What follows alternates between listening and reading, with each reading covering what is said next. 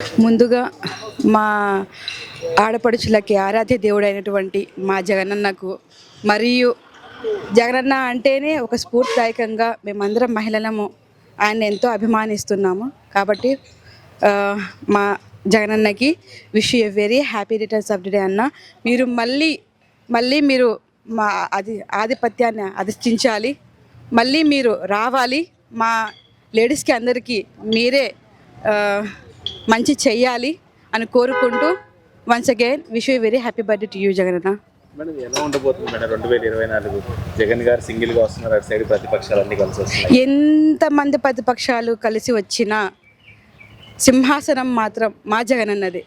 దానికి మేము మా తరపు నుంచి సహాయశక్తుల లేడీస్ అందరం ప్రతి నియోజకవర్గం నుంచి ఆ నాయకులం కానీ అందరం జగనన్న గెలిపించుకుంటాము. 175 to 175 ఖచ్చితంగా సాధిస్తాం. మేడం ఎలా ఉన్నాయి మేడం సంక్షేమ పథకాలు? మహిళల గురించి చాలా సంక్షేమ పథకాలు తీసుకున్నారు కదా, ఒక మహిళ ఉండి ఎలా చెప్తారు మేడం ఎలా ఉన్నాయి? యాక్చువల్లీ మహిళల గురించి చెప్పాలంటే అది మేనిఫెస్టో కానివ్వండి, ఇప్పుడు గత తెలుగుదేశం పార్టీ తరపు నుంచి కాకుండా ఈ జగనన్న ప్రభుత్వం నుంచి మహిళలు చాలామంది లబ్ధి పొందారు. ఎలాగంటే ఫస్ట్ ఆఫ్ ఆల్ మేనిఫెస్టో ప్రకారంగా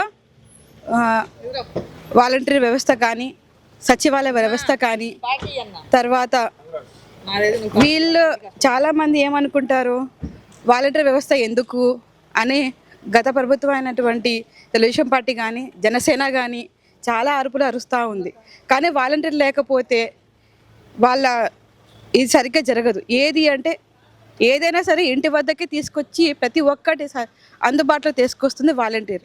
సచివాలయం సగం వరకు సేవాదూతని చూపిస్తుంది. అలాంటప్పుడు జగనన్నే ఖచ్చితంగా వస్తారు, గెలిపిస్తారు, ప్రజలందరూ కలిసి గెలిపిస్తారు. అండ్ పాదయాత్ర గురించి మాట్లాడితే జగన్ గారి పాదయాత్ర అండ్ లోకేష్ గారి పాదయాత్రకి తేడా ఏంటి?